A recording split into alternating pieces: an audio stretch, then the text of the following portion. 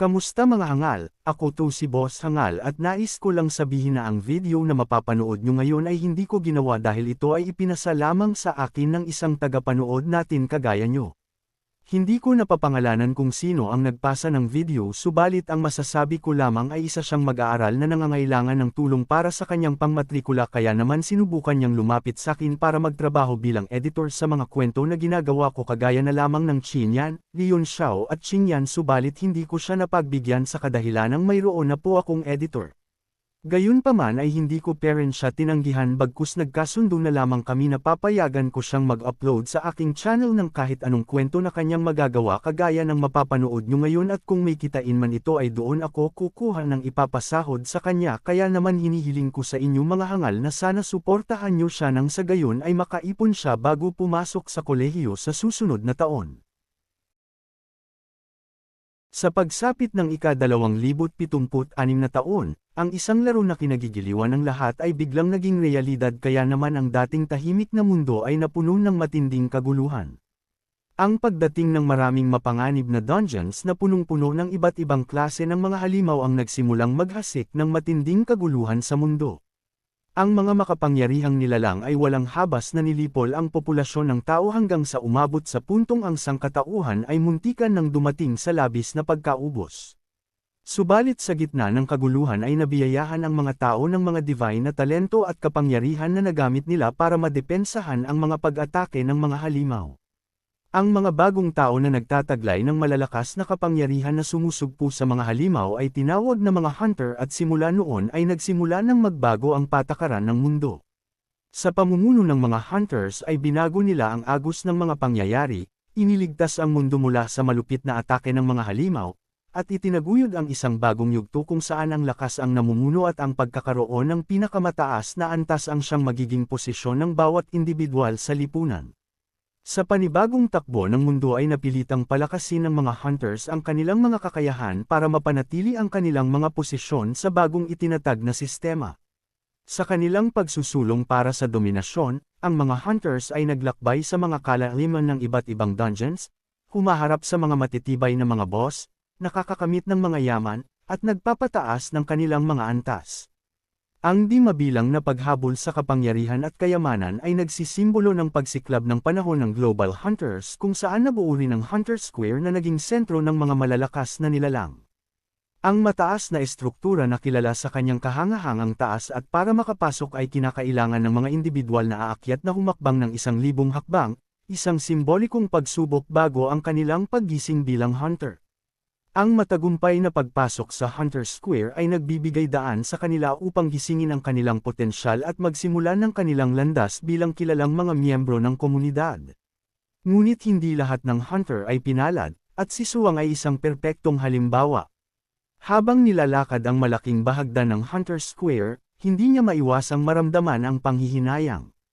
Inaasahan niyang makakuha ng espesyal o bihirang uri ng klaseng hunter, ngunit nagtapos siyang maging isang ordinaryong warrior. Ang kanyang mga estadistika ay hindi maaaring ipagmalaki dahil may lakas lamang ito ng 12, at ang bilis at spirit ay nasa 10 lamang na mga puntos. Ang mga mandirigma tulad niya ay hindi nagsisimula ng maganda, kadalasang natatataglay sa hindi kanais-nais na kalagayan sa harapang laban at mas mataas ang panganib na masugatan o masawi. Kahit na naglaan ng malaking oras at pagsisikap sa kanilang pagsasanay, madalas na nararamdaman ng mga mandirigma tulad ni Suwang na ang kanilang mga lakas ay hindi may kukumpara sa mga mayroong espesyalisadong kakayahan.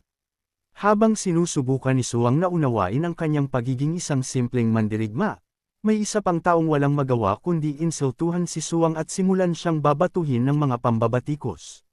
Dahil narinig niya na si Suwang ay bagong awakened bilang isang mandirigma kaya naman kinutya siya ng taong ito at sinabi na isa siyang ulilang bata na kailanman ay hindi maaaring makasali sa kahit anumang guild dahil sa nakuha niyang talento.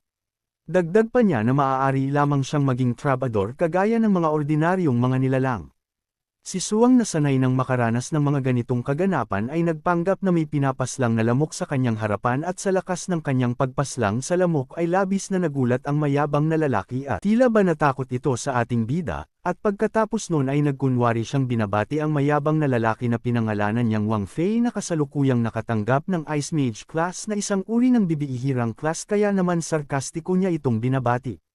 Sa ginawa ng ating bida ay tila natakot si Wang Fei kaya naman labis itong nagpapawis habang nanghihina na bumabagsak sa ibaba. Para mas lalong matakot ang mayabang na si Wang Fei ay sinabi ni Suwang na subukan nilang maglaban bilang magkakaklase para malaman kung malakas ba talaga ang pagkakaroon ng isang pambihirang class kagaya ng Ice Mage. Sa hamon ni Suwang ay hindi pumayag ang takot ni Wang Fei bagkus nagtago pa ito sa likuran ng kanyang mga squad kaysa harapin si Suwang ng mag-isa dahil wala siyang kumpiyansa na matalo ito ngayon dahil kasisimula pa lamang niya na ma-awakened ang kanyang class. Sa gitna ng isang patuloy na alitan, napuno ng kakaibang tensyon ang hangin habang nag-aabang ang lahat sa tila iniiwasan ang inaasahan na banggaan. Subalit biglang nagbago ang dynamics nang makita ng isa sa mga kasapi ng grupo ni Wang Fei ang isang bagay na agad na nagdudulot ng pansin ng lahat. Pamaling ang kanilang mga ulo, at nagulat ang karamihan sa pagtuklas na nasa harap nila ang raiding team ng Spirit Hunt Guild. Hindi ito kahit anong guild, kundi isang powerhouse na A-tier na kilala sa buong East Spirit City sa kanilang matibay na mga tagumpay at impluensya. Ang unang gulat ng mga tao ay mabilis na nagiging excitement nang makilala si Zhao Ming, ang vice-presidente ng Spirit Hunt Guild. Si Zhao Ming, isang kilalang personalidad na karaniwang makikita sa mga poster at materyales ng promosyon ng guild. Nang makalapit sa kanila sila Zhao Ming ay agad nitong inutos na itabi ang lahat dahil sila ay nagmamadali. Nang makita ito, si Wang Fei ay lumakad papalapit sa kanila, puno ng paghanga at ambisyon, at bukas na ipinahayag ang kanyang nais na maging bahagi ng kanilang guild. Sa umpisa ay tinaggihan siya ng isang guild members dahil hindi sila nagre-recruit ng bagong miyembro subalit nang tanungin ng vice-president ang propesyon ni Wang Fei at malaman na isa pala itong rare profession na Ice Mage ay inutusan niya ang kanyang kasama na bigyan siya ng business card. Matapos mabigay ang business card ay inutos ng isa na bumaba ito doon para ipack-ire sa recruitment team.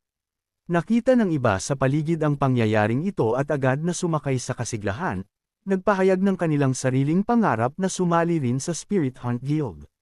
Bawat isa ay nagbibigay ng kanilang mga espesyal na propesyon at kakayahan, umaasa na maakit ang atensyon ng raiding team. Ngunit nilinaw ng raiding team na hindi nakatuon sa recruitment ang kanilang kasalukuyang misyon. Inirerekomenda nila sa lahat ng umaasa na sundin ang opisyal na proseso ng recruitment ng guild na binibigyang diin na kinakailangan sundin ang tamang paraan at procedure. Ang kanilang tugon ay ibinigay ng may kahusayan at profesionalismo na hindi nagbibigay ng puwang para sa karagdagang diskusyon o negosasyon. Ngunit bago sila makalisan, nagtanong si Suwang kung interesado rin ba sila sa mga hunter na mayroon lamang warrior class. Ngunit siya'y itinuring na parang tanga. Isang sagot na nagpapakita ng pagmamaliit, para bang wala siyang silbi at isang walang kwentang tanong ang kanyang itinanong. Kahit maikli ito, nag-iwan ito ng malalim na impresyon sa lahat ng naruroon. Ipinakita nito ang prestihiyo at kahalagahan ng Spirit Hunt Guild habang ipinapakita ang kompetitibong kalikasan ng mundo na kanilang kinatatanungan. Ngunit para kay Suwang, ito ay isa lamang pang-alaala ng mga hamon na naghihintay sa kanya at tiyak niyang mayroon pang pag-asa para ang isang mandirigma tulad niya. Sa isang mundo kung saan ang lakas at bihirang propesyon ay nagtatakda ng iyong hinaharap, hindi maiwasang hindi maramdaman ni Suwang na ang kanyang kapalaran ay tila na ring natatakda na sa kanyang mga palad. Habang siya'y nasa malalim na iniisip, narinig ni Suwang kung bakit narito sa unang lugar ang vice-presidente ng Spirit Hunt Guild. Ito'y dahil plano nilang salakayin ang Black Dragon's Lair ngayon, at gagamitin nila ang teleportation gate sa loob ng Hunter Square papunta sa pasukan ng dungeon. Ito'y isang sorpresa para kay Suwang dahil ang Black Dragon's Lair ay ang pinakamalaking tier na dungeon sa CTC. Hindi lamang ito puno ng maraming maliliit na halimaw kundi puno rin ito ng malalakas na elite na mga nilalang. Bagamat ang kamatayan sa mundong ito ay hindi nangangahulugang agad na pagkasawi sa halip na babawasan lamang antas ng karanasan nila hanggang sa umabot sa antas na 0. Subalit ang pagkawala ng ilang level at kagamitan sa pakikipaglaban kung ikaw ay nasa mataas na antas na ay isang malaking kawalan sa bawat individual lalong-lalo na sa guild gayong hindi biro ang kompetisyon kapag nasa mataas na antas na ang pag-uusapan kaya naman ang panganib ng pagkawala ng antas at mga bihirang kagamitan ay dapat talagang isaalang-alang.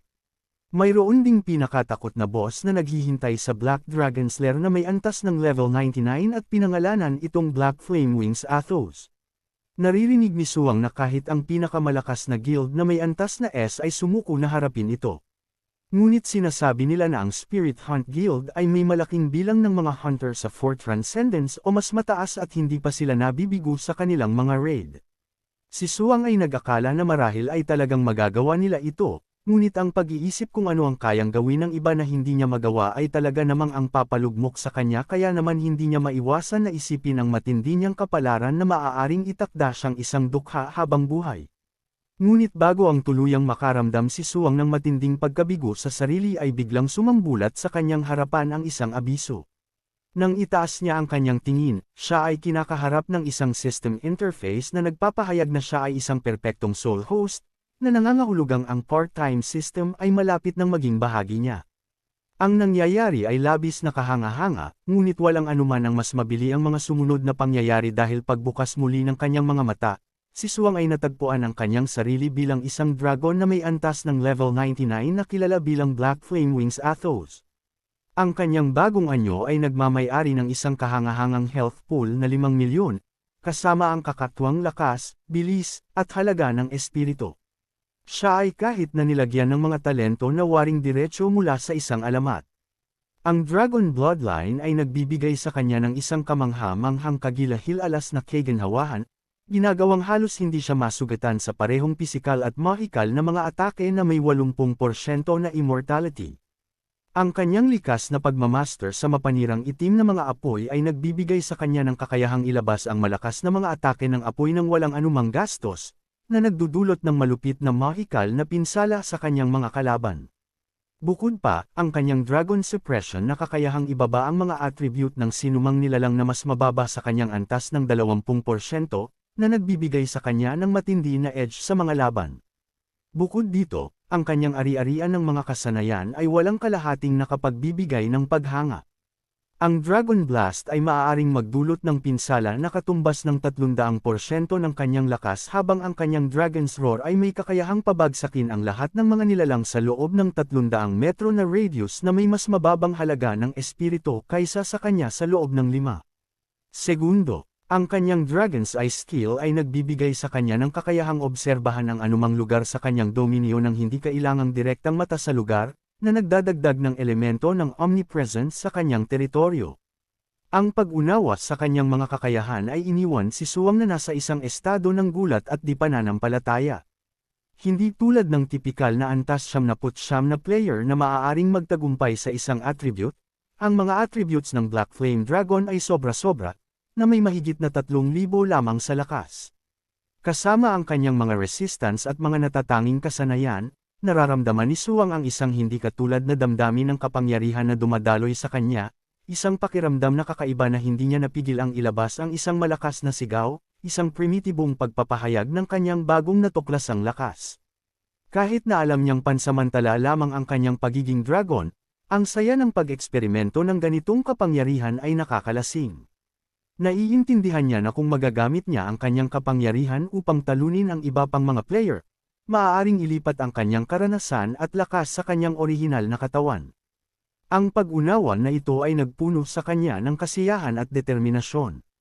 Kahit pa ang kanyang orihinal na anyo ay itinuturing na pinakamahina sa lahat ng propesyon, ang pagkakataong ito ay maaaring magtulak sa kanya patungo sa mga bagong taas, nagbibigay daan sa kanya na bumilis ang pag-level at muling itakda ang kanyang kapalaran sa mundong ito na kinakatawan ng mga malakas. Sa gitna ng kanyang paghanga, napansin ni Suwang na ang mga halimaw sa harap niya ay malinaw na naapektuhan ng isang bagay. Sa masusing pagsusuri, napagtanto niya na sila ay naaapektuhan ng mga after effects ng kanyang Dragon Roar skill, na kanyang naipadala ng hindi sinasadya. Sa kanila, ang isang nakababalabal na tao ay nang ibabaw, tinatawag siyang hari at nakikiusap para sa awa. Nalaman ni Suwang na ang mga halimaw na ito ay nakakakilala sa kanya bilang kanilang leader, tiyak dahil siya ay kasalukuyang nagtataglay ng Black Dragon. At kaya naman, kumilos siya kung paano iniisip ang isang mas mataas na nilalang na magmamasid sa kanyang mga nasasakupan na mga hindi perpekto at nag-uutos sa kanila na bumangon, hindi na gumagamit ng kanyang Dragon Roar. Pagkatapos ng mga ito, pinuri siya ng nakababalabal na halimaw sa kanyang kapangyarihan kahit sa maagang yugto pa lamang. At kung siya ay magmamature, tiyak na pipiitan nito ang mundong tao ayon sa kanya. Naalala si Suwang na ang dragon na kanyang pinagmamay-ari ngayon ay nasa juvenile stage pa lang at ito ay nakakapagtaka dahil alam ng lahat na ang isang boss sa isang instance ay may fixed level. Ngunit tila ito ay hindi ang kaso para sa Black Dragon dahil sa title nito na nagpapahiwatig na mayroon itong pagkakataon para sa pag-angat ng level. Ang pahayag na ito ay nagpainit sa interes ni Suwang, ngunit agad na maalayan ang kanyang pansin sa isang kahangahangang tanawin, ang isang magandang elf na nakakulong sa loob ng isang hala. Ang kanyang elegante at pilak na buhok at nakaaakit na mapula ang mata ay sumasalungat sa kanyang lubos na naguguluhan na kalagayan, na nag-aagaw hininga sa ilalim ng impluensya ng dragon aura ni Suwang. Nang mapansin niya ang tingin nito, inutos nito ang kanyang paglaya, banta ang ganti mula sa ras ang elven. Gayunpaman, mas naging interesado si Suwang kaysa takot. Dahil sa pag-uugma ng game world sa realidad, iba't ibang mythikong lahi ay sumiklab, at kasama rito ang mga elves na kilala sa kanilang pagsasarili sa loob ng mga instance. Ang pagtatagpo sa isang elf ay bihirang mangyari, at naakit si Suwang sa pagkakataong makipag-ugnayan sa isa ng personal. Ngunit maikli ang kanilang usapan nang biglang mag-ripple ang isang spatial disturbance, isang tanda na isang player ay papasok na sa eksena.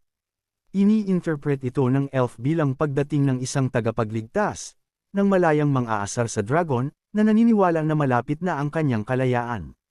Ito ay nabigla ng ang dragon, na inaasahan niyang agnorehin ang kanyang mga pang-uusap, ay itinuon ang kanyang pansin sa kanya.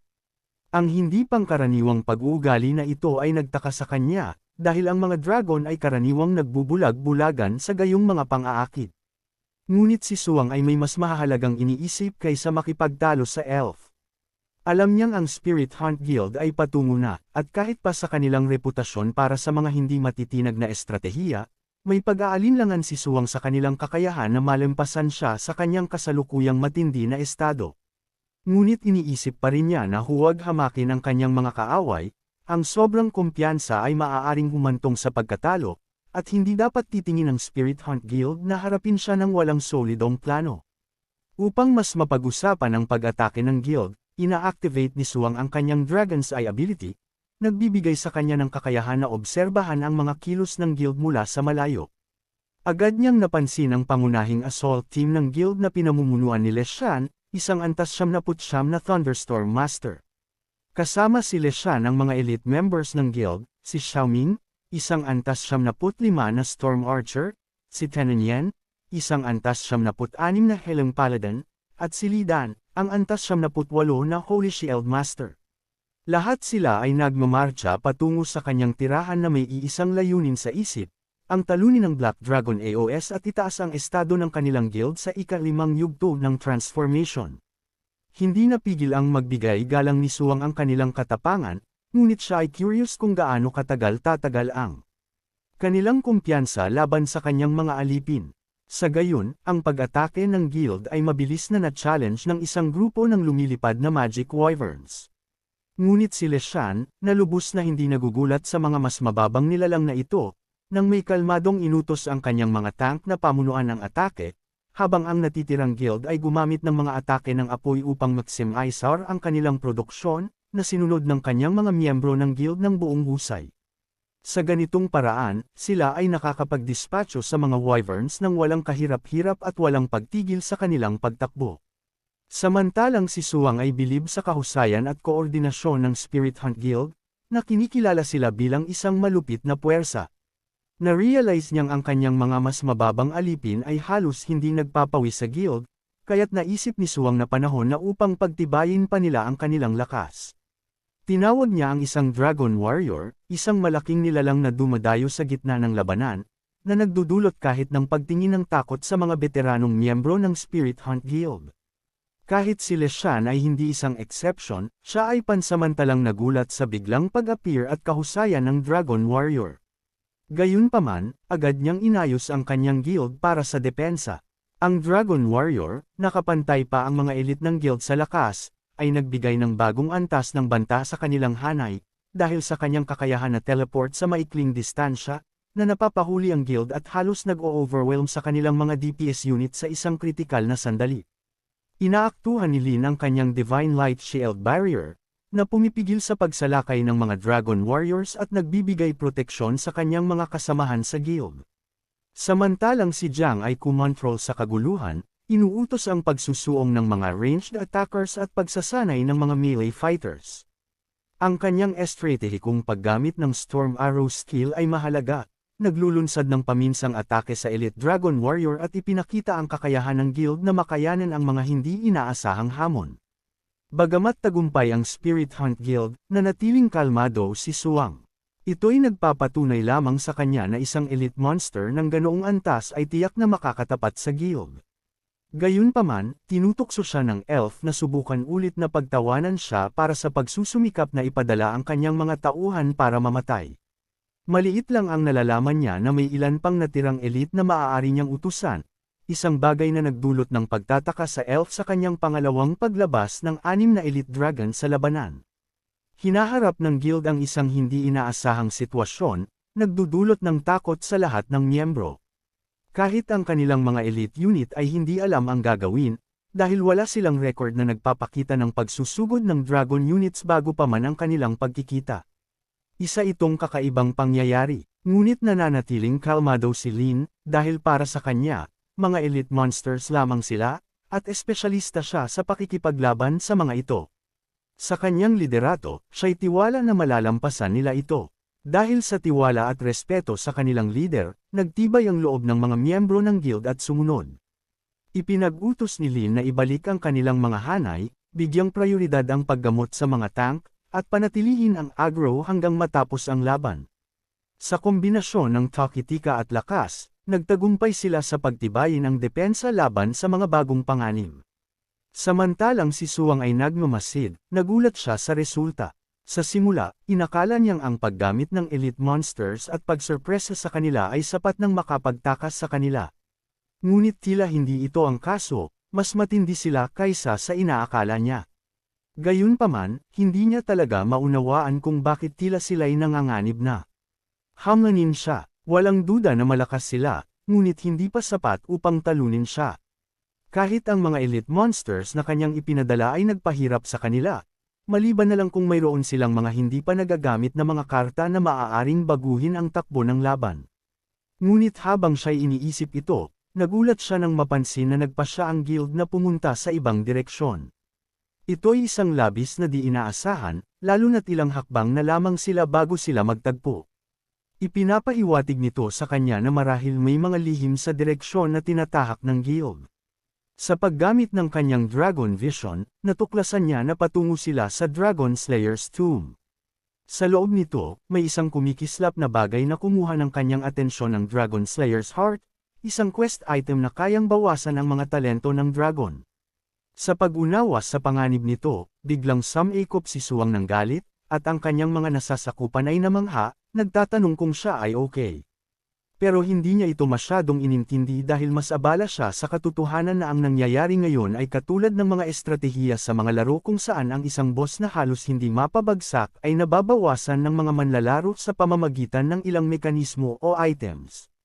At kung ang item na iyon ay nagpapahintulot sa mga manlalaro na lusutan ang kanyang talento, may posibilidad na siya ay matalo. Ngunit ngayong alam na niya ito, hindi siya maghihintay na lang na makuha nila ang item na iyon. Sa isang malakas na flap ng kanyang pakpak, iniwan niya ang kanyang lair. Ang paglipad niya ang talagang nagpasaya sa mga halimaw, dahil ang kanilang hari na kumikilos ay nangangahulugang tagumpay, kaya't sumigaw sila habang umalis siya. Pati na ang elf ay nagulantang sa biglang pagbabago ng ugali ng dragon dahil karaniwan, naghihintay ang dragon na makalapit ang mga manlalakbay bago ito umalis, at ang paraan ng pagtugon nito ay mas nakakabahala.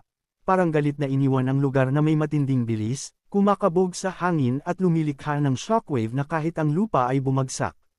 Samantalang ang Spirit Hunt Guild ay nagpapatuloy sa kanilang marahas na paglalakbay sa instance, ipinahayag ni Leshan ang kanyang frustration sa mga hindi inaasahang pagsubok na kanilang kinakaharap mula nang pumasok. Ito'y wala sa binigay na gabay sa kanila.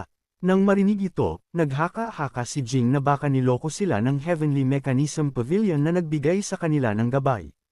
Ngunit nanatili ang tiwala ni Lin sa reputasyon ng Pavilion at sa pagiging totoo ng kanilang estratehiya, lalo na't kinalakip niya ito sa pamamagitan ng kanyang Universe Ring, na naiintindihan ni Ming. Kaya't iniwasan na niya ang paksa. Pero dahil sa maraming katiyakan na naganap sa raid na ito, itinaas ni Jing ang pangamba tungkol sa posibleng pag-alarmo sa Black Dragon kung sakaling harapin nila ang isa pang hindi inaasahang sitwasyon. Tinanggal ni Lin ang mga pangangamba na ito, dahil ang Black Dragon ay isang boss lamang sa isang instance na may kapangyarihan, at ito'y kampante. Ayon sa gabay, ito'y isang tamad na napakalakas na butiki. Hanggat hindi sila nagsisimula ng atake, kampante siya na hindi ito lalabas sa kanyang lair, at hindi nga dapat sila mag-alala. Ang dragon na ito ay isang hakbang lamang para sa kanilang guild. Ngayon na nagdulot ito ng malaking pinsala sa kanilang guild, ipinapangako niya na kukunin niya ang lahat mula dito. Si Chen Yan naman ay naakit ng ibang bagay, dahil habang kompleto nila ang Easter egg ng Elf Maiden, hindi lamang nila makukuha ang pieces para sa Elven Kingdom, kundi susundan din sila ng Elf Maiden. Maunawaan man ni Lin ang pangangailangan ng kanyang mga tauhan, kaya't ipinapangako niya na magkakaroon siya ng awtoridad sa elf basta't mauna nilang talunin ang dragon. Pero biglang nawalan ng direksyon ang kanilang plano nang makita ni Chen Yuan ang isang malaking silhouette sa kalangitan. Sa simula, akala nila ay maliit na flying dragon monster lamang ito na hindi naman malaking banta. Pero ito'y isa na namang hindi inaasahang pangyayari dahil ang mga flying dragons ay itinuturing na guard monsters, kaya't walang dahilan para magpakita ito rito. Subalit nang lalapit ito, lumalaki rin ito, at ngayon ay naisip nila na sana'y simpleng guard monster na lamang ito. Kaso, hindi iyon ang nangyari, dahil ang tunay na identidad ng silhouette ay naging malinaw. Ito'y ang pakpak ng Black Flame, ang boss na kanilang inaasahan na harapin sa kanilang quest. Ang gulat ay sumikop sa mukha ng lahat, ngunit ang iniisip lamang ng lahat, iniloko sila ng mga yun sa Heavenly Pavilion. Sa muling paglabas ng Black Dragon ng walang Dragon Slayer's Heart, na kanilang pinaniniwala ang kritikal para sa kanilang tagumpay, nag-isip ang guild ng pag-atres. Ang pagmamasid sa kanilang panghihina ay nagbigay tuwa kay Suang, sapagkat ang tila invincible na Spirit Hunt Guild ay nagtatago lang pala sa kanilang mga palabas. Subalit kahit pa man ito ay favorable sa kanya, nagpasya pa rin siyang lipulin sila at magsikap para ma-level up ng sabay-sabay. Ngunit nanatiling matibay ang determinasyon ni Leshan nang makita niya ang dragon na naghahandang umatake. Kaya bago pa man mailabas ng dragon ang kanyang skill, agad na ginamit ni Leshan ang kanyang lightning ability. Bagamat hindi ito ang pinakamalakas na atake, matagumpay itong pumatid sa pagsalakay ng dragon. Pagkatapos, nagluwal si Lin ng isang malakas na aura ng electricity, nagpapahiwatig ng kanyang determinasyon na harapin ang dragon ng harap-harapan. Siniguro niyang ipinaramdam sa buong guild ang kanyang kahandaan na harapin ang laban. Ipinag-utos niya na ang pag-atres ay hindi isang opsyon, dahil siya'y naniniwala sa kakayahan ng bawat isa.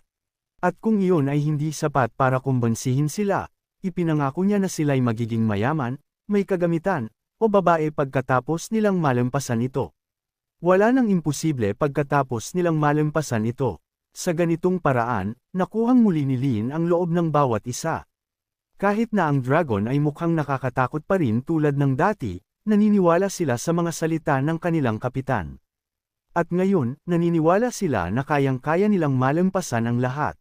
Samantalang si Suang ay puno ng kasiyahan sa kung ano ang maipapakita sa kanya ng kilalang guild habang dumarami ang pag-atake sa matindi at mabagsik na dragon autos. Si Lin ay mabilis na nagbigay ng mga utos upang palakasin ang kanilang mga depensa at kakayahan sa pagsalakay. Itinuon niya si Lin na paganahin ang pinakamalakas na depensang barikada at tinawag ang mga healer na suportahan siya sa pag-regenerate ng mana, layunin na mapanatili ang kanilang posisyon.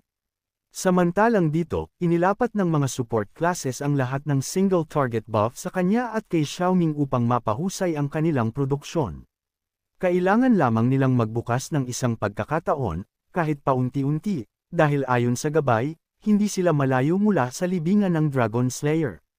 Kaya't hanggat nakakapagbukas sila ng isang bahagya ng pagkakataon, mayroon pa ring pag-asa na matalo nila ang dragon. Gayunpaman, biglang naputol ang kanilang plano nang bumagsak ang buntot ni Otto sa kanilang gitna, nagdudulot ng kaguluhan at pinsalang dulot ng pag-atake ni Swan na hindi nagbibigay sa kanila ng oras na isagawa ang kanilang mga plano. Subalit sa kanyang gulat, sa gitna ng nananahimik na debris at usok, may liwanag na sumiklab at mga magic attacks na dumating sa kanyang mukha. Sa madaling panahon, tila ba ang mga manlalaro ay buhay pa, at ito ay dahil kay Lin na nagtatag ng kanyang triple Holy Light Barrier sa tamang oras. Ito ay hindi karaniwan para sa isang boss na mag-umpisa ng aksyon, kaya't hindi ito inaasahan. Ngunit dahil ang isang boss ay maaari lamang gumamit ng isang kasanayan sa isang pagkakataon, mayroon silang pagkakataon na bumawi. Kaya't si Chen Yen ay nagtawag ng isang Divine Blessing upang mapahusay ang kanilang Holy Light skills, habang sinundan ng iba ang kanyang hakbang.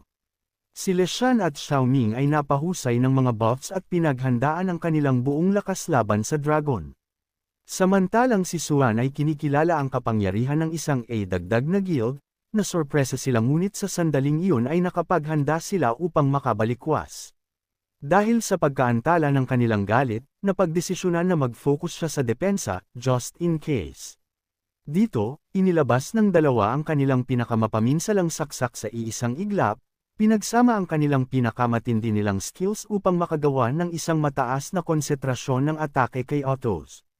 Kumpiyansa si Lin na kahit paano'y nagtagumpay sila na bawasan ang kalusugan ni Ottos ng 5%, kaya't iniutos niya sa kanyang guild na ihanda ang isa pang atake. Ngunit sa kanyang pagtataka, nang maglaho ang usok, ikinagulat niya na ang pinakamapaminsalang atake ng guild ay halos hindi nakatama kay Ottos, nagdulot lamang ng mababang 10,000 pinsala. Hindi ito umabot kahit sa 1% na nagpapakita kung gaano kalakas ang pagsabog ng dragon. Sa ganitong kalagayan, naisipan ng iba na umatras, ngunit ipinilit ni Lin sa kanyang guild na magpatuloy.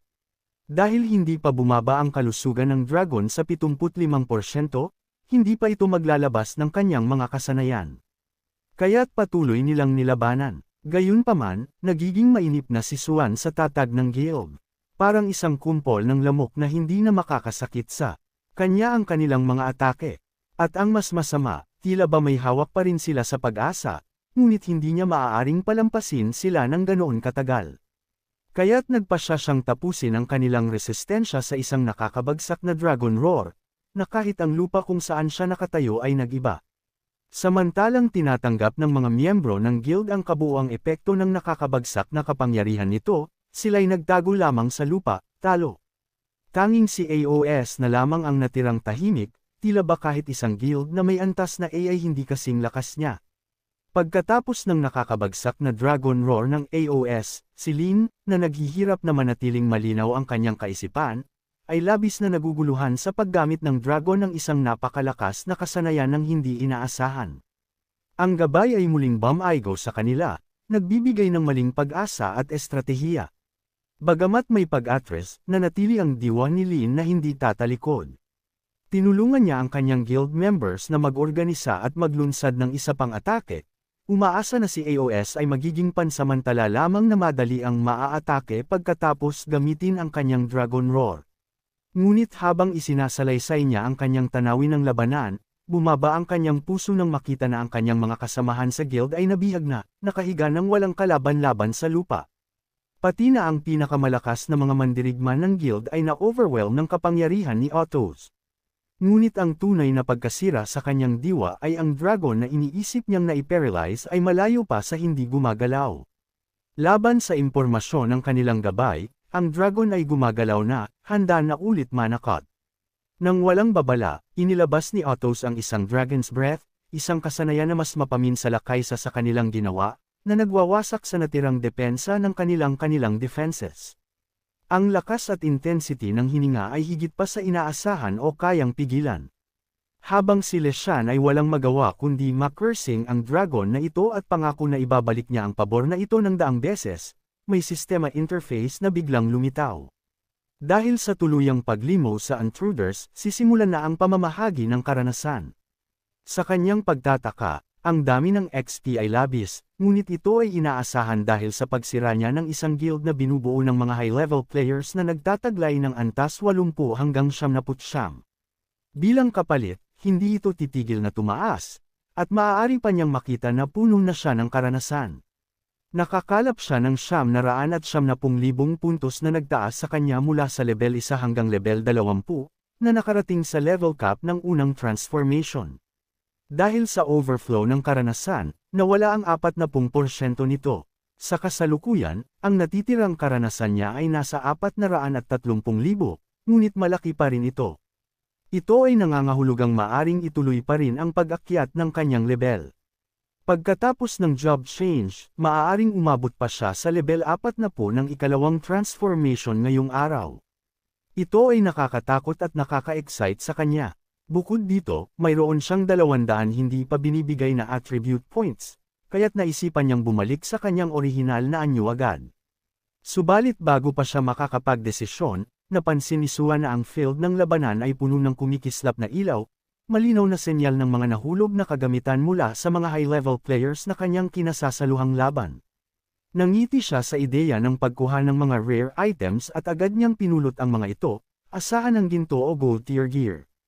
Gayunpaman, sa kanyang pagkamangha, kasama sa mga loot ang mga item ng mas mataas na raridad, isang diamond tier longbow accessory, cloud flow boots, kasama ang platinum tier staff at flame greatsword. Ang mga nahulog na ito ay higit pa sa kanyang inaasahan, lalo na ang longbow na nakilala niyang kay Zhao Ming, ang vice-presidente ng Spirit Hunt Guild. Tuwang-tuwa si Suan sa kaisipang mawawala ito kay Xiao Ming. Bagamat isang mandirigma at hindi niya magagamit ang ilan sa mga equipment, alam niya ang halaga nito sa black market na maaaring magdulot sa kanya ng malaking kita. Bukod sa mga weapons at armor, natuklasan din ni Suan ang iba't ibang potions at premium skill scrolls na kayang mag-boost ng kanyang mga kakayahan. Ngunit ang mas nagpapaligaya sa kanya ay ang pagkakatuklas sa mga yaman, isang sira-sirang boundless gem, isang espesyal na item na kayang alisin ang level restrictions mula sa kagamitan. Ang item na ito ay lubos na nakaka-excite para kay Suan dahil ito ay magbibigay sa kanya ng kakayahan na gamitin ang kagamitan tulad ng Platinum Tier GR Sword na karaniwang kailangan ang level 70 para gamitin. Ang weapon na ito ay hindi lamang angkop para sa kanyang warrior class, kundi nagtataglay din ng kamanghamanghang attributes, kasama na ang enchantment na nagdadagdag ng flame damage sa kanyang mga atake at ang abilidad na tawagin ang isang flame giant, bagaman may one-day cooldown. Isang napakalakas na weapon ito, kaya't agad-agad, nang ipaalam ng sistema kay Suan na maaari na siyang bumalik sa kanyang orihinal na anyo, walang atubiling bumalik ito. Ang liwanag ay bumalot sa anyo ng dragon ni Suan, at sa susunod na sandali, natagpuan niya ang kanyang sarili na bumabalik sa kanyang anyo ng tao. Nakakagulat na naruroon siya mismo sa kanyang bahay. Inaasahan niyang babalik siya sa kanyang dati niyang lokasyon pagkatapos ng transformation, ngunit waring mas may kaganhawahan na diskarte ang sistema. Pero iyon naman ay hindi talaga mahalaga. Ang pinakamahalaga ay ang kanyang level na ngayon ay 20, at ang lahat ng nangyari ay hindi panaginip. Sa ganitong sitwasyon, nagdesisyon si Suan na kaagad alangang i-allocate ang kanyang mga points, itinataguyod ang 100 sa lakas at 50 bawat isa sa bilis at espiritu. Bagamat hindi karaniwang idinadagdag ang espiritu sa isang mandirigma, sa kanyang kaso na may kakayahang matanggap ang isang sistema, hindi siya maaaring sumunod sa karaniwang landas. Nakuha niya ang mga scrolls na may kinakailangang minimum na espiritu para magamit ito. Ngunit sa kanyang pagtataka, sa sandaling kinumpirma niya ang pag-distribute ng kanyang mga points, isang napakalakas na aura ang biglang sumiklab mula sa kanya. Para itong pag-supercharge sa kanyang buong pagkatao, naglalabas ng isang alon ng kapangyarihan na umaagos sa buong kwarto. Ang biglaang pagpapakita ng lakas ay sobrang matindi na ito'y nagpadala ng alon ng gulat sa kanyang mga gamit, iniwan ang 100 ng kaguluhan sa kanyang paligid. Ang karanasan ay naglingkod na isang maliwanag na paalala ng angraw na kapangyarihan na ngayon ay nasa kanyang kontrol, na nagudyok sa isang mental na tala na huwag itong sabrohan sa hinaharap. Ngayon at ito'y naayos, ang susunod na dapat niyang gawin ay pumunta sa templo para magbago ng trabaho. Ngunit habang tinitingnan niya ang oras, napagtanto niyang masyado ng huli para gawin ito ngayon. Waring walang ibang magagawa kundi magpahinga muna at pumunta sa templo bukas para kunin ang misyon ng paglipat, na talaga namang kanyang iniintay na gawin. Sa Spirit Hunt Guild Headquarters, nagdulot ng gulat ang mabilis na pagbabalik ng kanilang leader sa mga miyembro. Naintindihan nila na ang maagang pagbabalik ay nangangahulugang isa sa dalawang bagay, mabilis na napagtibayang nilipol ang dragon o humarap sa matinding pagkatalo. Ang huli ay naging malinaw habang namamasdan nila ang kahinaan ng kanilang leader, na nagtala ng pagbagsak ng kanyang antas mula 79 hanggang 70, isang bagay na hindi pa nila nararanasan noon. Palaging ipinagmamalaki ng guild ang kanilang kaharian, na pinalakas pa ng kanilang mga estratehiya at ng gabay mula sa Heavenly Mechanism Pavilion, kaya tila imposible na sila'y matalo, ngunit mas lalo itong nagalit sa kanilang leader. Nag-utos na huwag nang banggitin ang pananaksak ng pavilion sa harap ng kanyang mukha, nakipagpalitan siya ng kanyang universe ring, ngunit binigyan lang siya ng isang estratehiya na humantong sa kanilang pagkatalo, na kanyang naging hindi matanggap, ang kanyang mga tauhan ay naapekto rin, lalo na ang kanyang vice-presidente na si Xiao Ming, na hindi lamang bumaba ang antas sa 86 kundi nawalan pa ng kanyang diamond tier na armas, na nagdulot ng epekto sa kanyang mental na kalusugan, pati na rin ang kanyang pari ay nagwawala na. Hindi lang nawalan ng sapatos kundi nawalan pa ng pagkakataon na magkaroon ng elf girlfriend. Sa pag-ikot ng pangyayari, nagningning ang mga mata ni Lin ng galit ng kidlat, isang malinaw na tanda ng unos na malapit ng sumiklab. Sumumpa siyang maghiganti laban sa pavilion sa kanilang pagtaksil at hindi ito hihinto hanggat hindi niya nakukuha ang kasagutan mula sa mga taong nanloko sa kanila. Ang sumunod na araw ay dumating, at ang sinaunang ampunan ay buhay na buhay sa gawain. Ito ay isang eksena na iba sa kahit anong karaniwang araw. Ang mga bata ay naglalaro at nagpapatakbo, ang kanilang tawa at hiyaw ay pumupuno sa hangin, habang ang mga matatanda ay abala sa kanilang mga responsibilidad, sinusubukang panatilihing nasa ilalim ng kontrol ang lahat. Ang araw na ito ay mas magulo kaysa karaniwan dahil natanggap ng ampunan ng isang nakabibigla ang dami ng mga deliveries. Mga pila ng mga kahon at mga pakete ang dumating, may address sa ampunan, na naguguluhan ng lahat, lalo na ang matandang lalaki na namamahala. Hindi niya maiwasang mag-isip kung mayroong pagkakamali, sa palagay na marahil ang mga kalakal na ito ay para sa ibang lugar. Gayunpaman, tiyak ang mga staff ng delivery na nasa tamang lugar sila. Ipinaabot nila ang mga dokumento na malinaw na nagsasabing ang mga bagay na ito ay dapat i-deliver sa Anen Orphanage, at ang taong nag-order sa kanila ay isang batang lalaki na may pangalan na Suwang. Ito ang nakagugulat na detalye na ikinagulat ng matandang tagapamahala.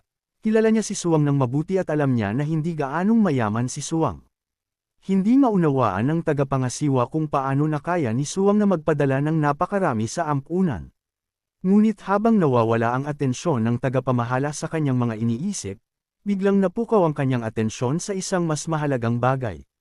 Sumabog ang kanyang mga magulang na instinkto nang makita niya ang isang batang babae na naglalaro ng mapanganib na malapit sa isang pila ng mga kahon. Kung ano ang inaasahan niya, ang mga kaong ito ay nagulantang, at ang maliit na batang babae ay halos masagasaan na ng mga ito. Gayunpaman, dahil siya ay matanda, hindi niya maabot ang bata sa oras, at ang lahat ng magagawa niya ay sumigaw. Sa kabutihan, nang magumpisa ng mahulog ang mga kahon, isang figure ang biglang nagmadali sa harap na may kahangahangang bilis. Isang braso ang sumirit, sinasalo at pinatibay ang mga kahon sa huling sandali, na nagpigil sa mga ito na bumagsak sa maliit na batang babae. Ang tagapagligtas ay walang iba kundi si Suwang, ang parehong taong nagpadala ng lahat ng mga deliveries.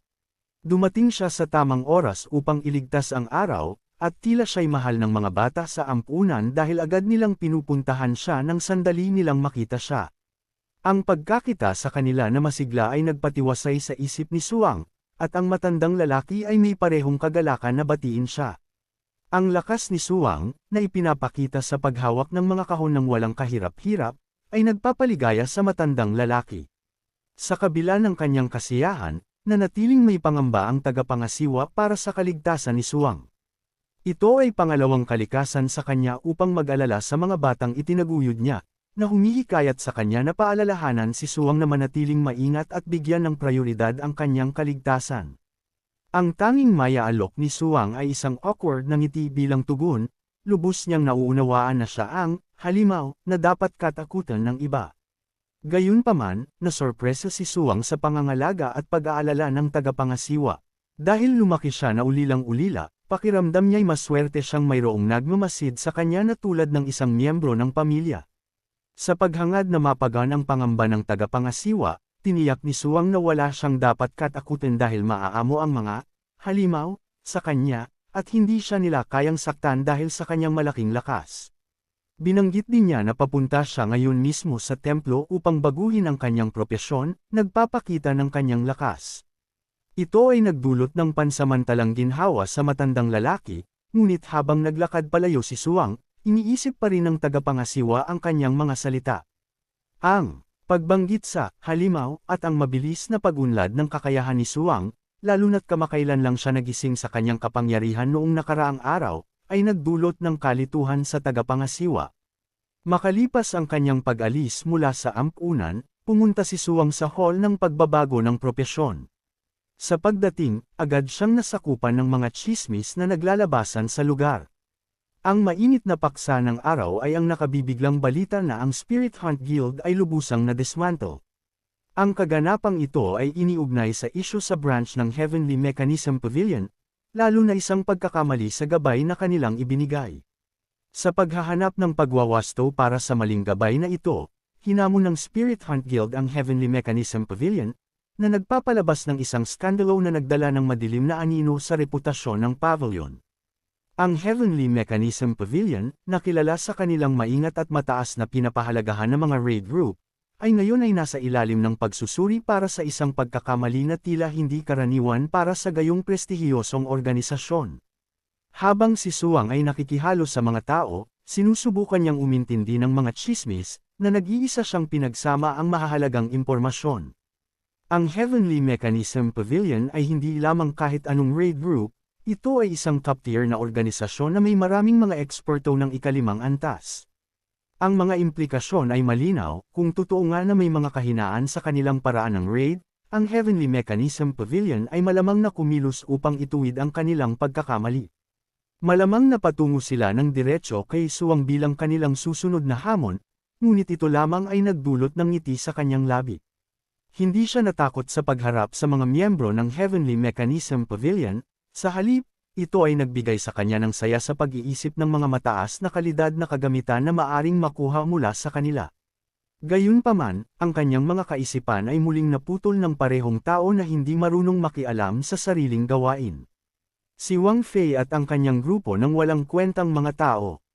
Sa karaniwang pagmamataas ni Wang Fei, tinanong niya kung bakit pa rin lumalabas si Suwang sa templo kung wala namang kwentang propesyon. Bago pa man makapagresponde si Suwang, binigyang diin ni Wang Fei na isang rhetorical na tanong ito, alam na ni Wang Fei kung bakit, at walang guild ang gustong tanggapin si Suyang.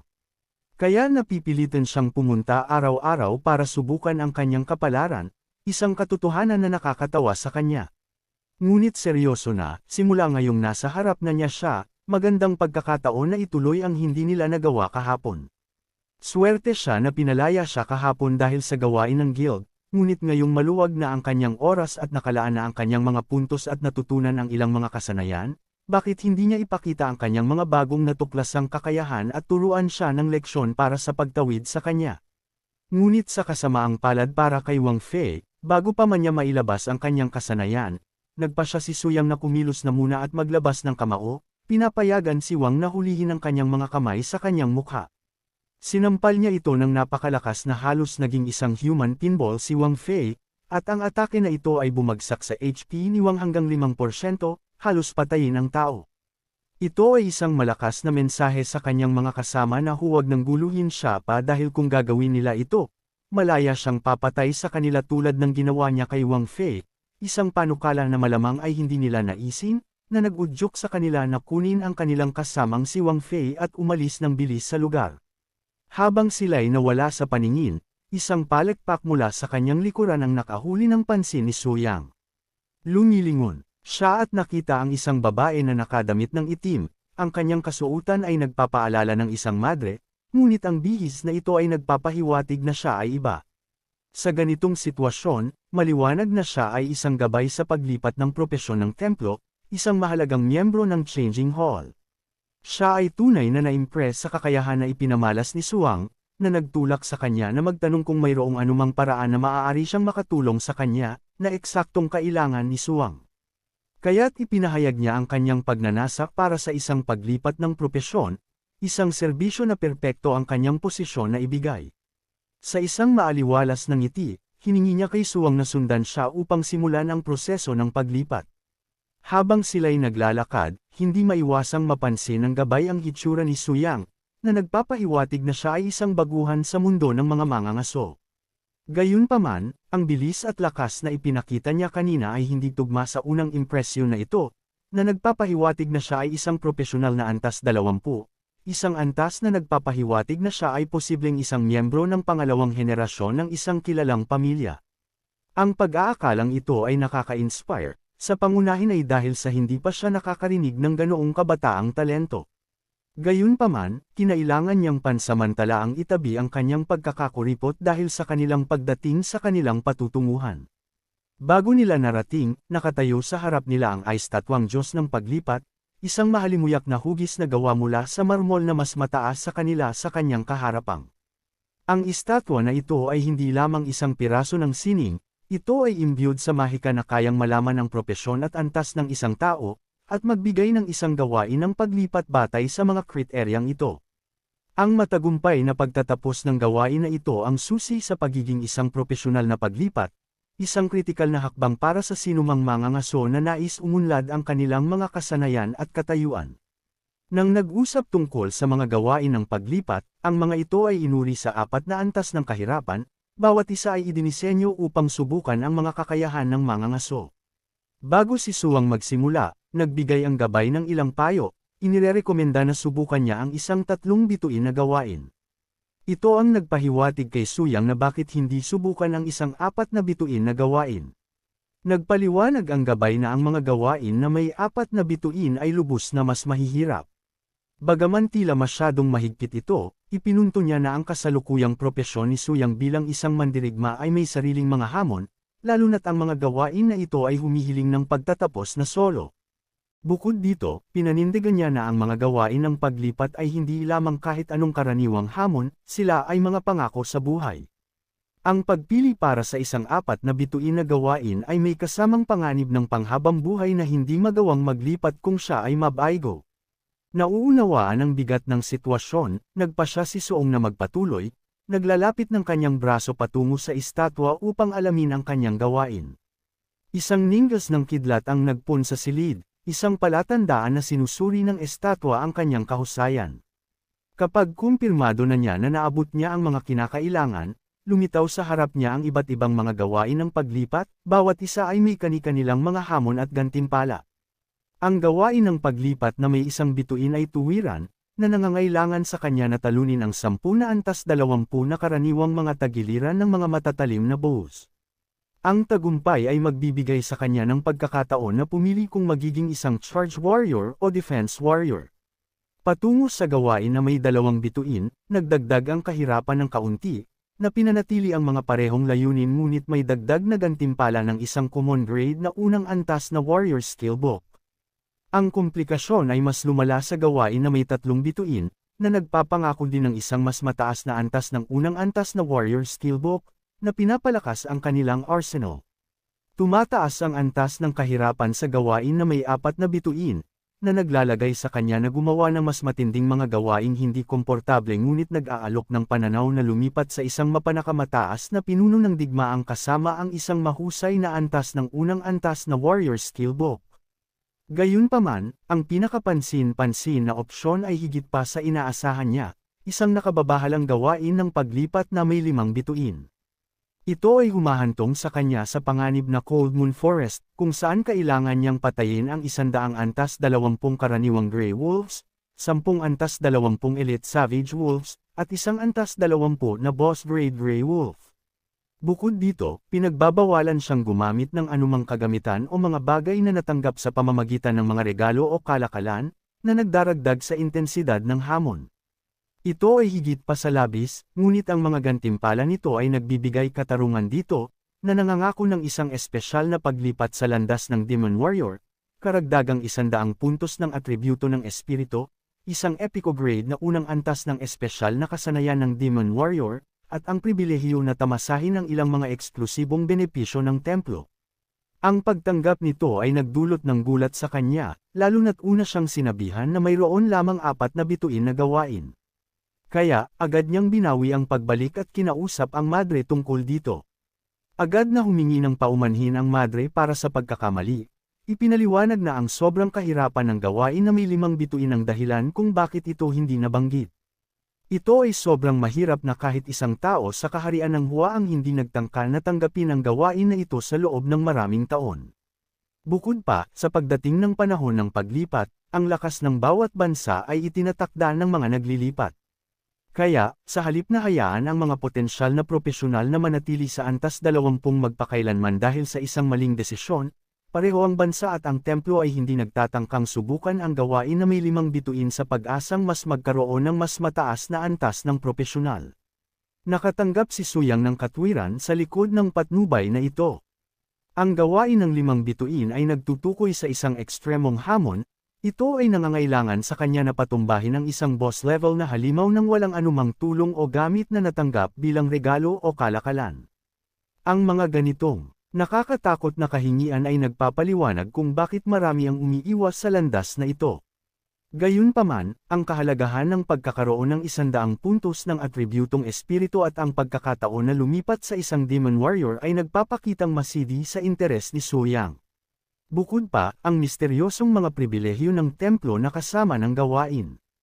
Ang mga salik na ito ay nagpatibay sa kanyang desisyon na sundan ang masusing landas na ito. Samantala, sinikap ng madre na kumbansihin si Suyang na tanggapin ang gawain na may 3 bituin. Sa kasamaang palad para sa kanya, matagal nang nagdesisyon si Suyang. Kaya't nagpasalamat siya sa kanya para sa payo na nagpaligaya sa madre.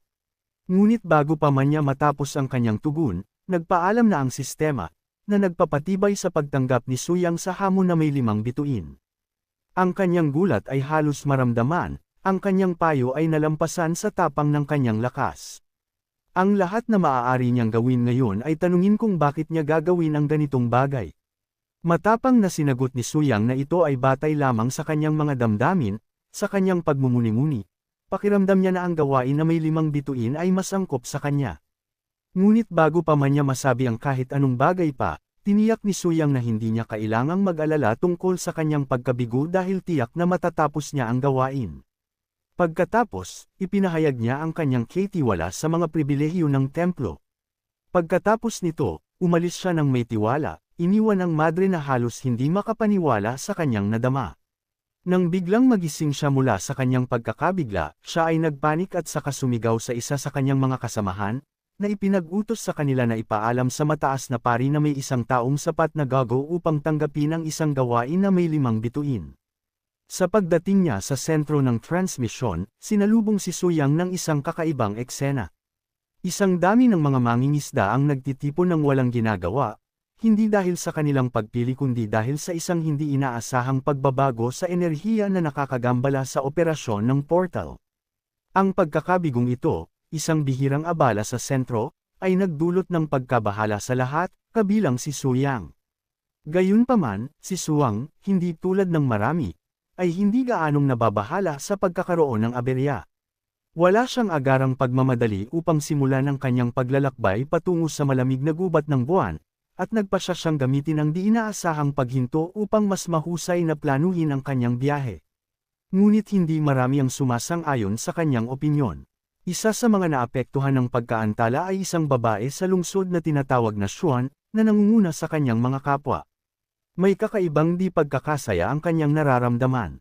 Nagmumula sa isang malaking lungsod na puno ng tao, siya ay hindi sanay at hindi handa sa mga hindi pagkakasunod-sunod at problema ng mas maliit na mga bayan. Nadagdagan ang kanyang pagkadismaya sa pamamagitan ng di inaasahang atensyon mula sa mga lokal na lalaki, na nagtulak sa kanya na magbabala sa kanyang kapatid na babae, si Shukon, na manatiling malapit at iwasan ang pagkakahiwalay sa siksikan. Nakaintindi si Shukon sa pag-aalala ng kanyang kapatid, kaya sumunod siya, ngunit agad na nag-iba ang kanyang atensyon nang makita niya ang isang pamilyar na mukha sa gitna ng karamihan. Ito ay si Suwang, na kalmadong nakatayo sa pila para sa portal, isang tanawing biglang nagpainit sa kanyang puso at nagdulot ng pagkausog sa kanyang pisngi. Ngunit hindi nagtagal ang sandaling ito ng pagkakakilanlan ng hindi napansin ni Xuan. Nahalata niya ang biglang interes ng kanyang kapatid kaya agad niyang tinanong ang dahilan ng kanyang tingin, na agad namang nagpahiya kay Xuan. Subalit ginawa pa rin niyang makakaya upang bawasan ang reaksyon nito sa pamamagitan ng paliwanag na si Suwang ay isang dating kaklase na nagbago rin ng propesyon noong nakaraang araw. Ngunit nakakabahala kay Suwang ang bagay na ito dahil siya ay kasalukuyang nakapila para sa isang portal patungo sa kilalang mapanganib na malamig na gubat ng buwan, isang destinasyon na hindi angkop para sa mga baguhan. Nababahala na baka hindi alam ni Suwang ang mga panganib, nadama ni Xuan na nararapat niyang balaan ito laban sa pagtuloy ng walang sapat na paghahanda. Gayunpaman, bago nila magawa ang kanilang intensyon, biglang nagpatuloy ang operasyon ng portal, at madali nang dinala si Suwang sa kanyang destinasyon, iniwan si Xuan sa isang kalagayan ng pagkabigla at pag-aalala para sa kanyang kaligtasan. Hindi niya alam, si Suwang ay pumasok sa malamig na gubat ng buwan ng may kumpiyansa at agad na napansin ang kawalan ng ibang mga mangangaso. Ang kanyang pag-iisa sa ganitong peligrosong lugar ay nagpukaw sa kanyang kuryosidad. Nagpapahiwatig na marahil ay naramdaman ng ibang mga mangangaso ang agam-agam na panganib at naghahalo, iniwan siya upang harapin ang mga panganib ng gubat mag-isa. Kumpirmado ang kanyang mga hinala nang umatake ang isang halimaw mula sa likod, ngunit mabilis si Suwang sa kanyang pagkilos, ang kanyang ultra instinct ay sumabog. Mayroon pa siyang teknikang pag-iwas na katulad ni Goku, kung saan ibinaba niya ang kanyang mga kamay na para bang wala siyang pakialam mula sa simula. Ngunit sa harap ng halimaw, kinikilala niya ito bilang isa sa mga target mula sa kanyang misyon, na hindi niya inaasahan na lumitaw ng maaga. Ang pakikitungo sa ganitong uri ng halimaw ay tunay na delikado kung umaasa ka lamang sa iyong sarili ng walang paggamit ng mga kagamitan at kagamitan. Ayon sa inaasahan, ang halimaw ay matindi at mabilis, anumang oras ay maaari nitong labanan si Suwang. Sa kasamaang palad para sa halimaw, mayroon din siyang sariling paraan si Suwang. Kumuha siya ng kanyang mahabang pulang tibak at pinutol ito tulad ng mantikilya at mabilis na niluto, dahil ang kanyang kakayahan ay nasa epekto. Ito ay isang hindi kinakailangang overkill, ngunit gusto lamang ni Suwang na gamitin ang tibak na ito sa buong kapangyarihan ng mabilis dahil naglaan siya ng malaking halaga ng pera upang gamitin ito. Ang sandata na ito ay wala ng slot ng gem mula sa simula. Sa una, iniisip niya na magagamit niya ito kaagad dahil mayroon siyang gem na hindi sumusunod sa mga kinakailangang antas, ngunit walang slot, ito ay walang silbi. Kaya't kailangan niyang gamitin ang isang mataas na antas na bato upang gumawa ng isa, ngunit hindi kasama ang swerte sa kanya nang ginagawa niya ito, dahil patuloy itong nabigo, na nagpapalabas sa kanyang yaman mula sa 100 milyon hanggang 60 milyon. Sa kabilang dako, ang pagkakataon na magamit ang sandatang ito ay sapat na swerte pa rin, kaya't nagpasya na lamang siyang tumingin sa magandang aspeto ng mga bagay. Mayroon pa siyang mahabang busog na pagmamayari ni Xiaoming. Kung siya ay magiging maayos na makapagbenta nito, kikita siya ng pera na kanyang nawala, at marahil ay bibilhin ito ni Xiaoming mismo, na napakatawa kung pag-iisipan niya ito. Ngunit dapat muna niyang itabi ang kanyang mga pangamba sa panahon na ito, dahil si Suwang ay natagpuan ang kanyang sarili sa ilalim ng atake mula sa mga halimaw muli. Sa kabutihang palad, hindi na niya kailangang tumakas salamat sa isang pilak na antas ng papel sa kanyang pag-aari. Binuksan ng papel na ito ang isang barrier na nagpapatong sa paligid niya na kayang mag-absorb ng hanggang 50,000 puntos ng pinsala, na epektibong nagprotekta sa kanya mula sa pag-atake. Ang mga halimaw na may mababang antas, na may mababang IQ, patuloy na sumusugod sa barir ng walang hinto, hindi nila batid na hinahayaan nila ang kanilang mga sarili na nasa eksaktong posisyon kung saan gustong-gusto ni Suwang.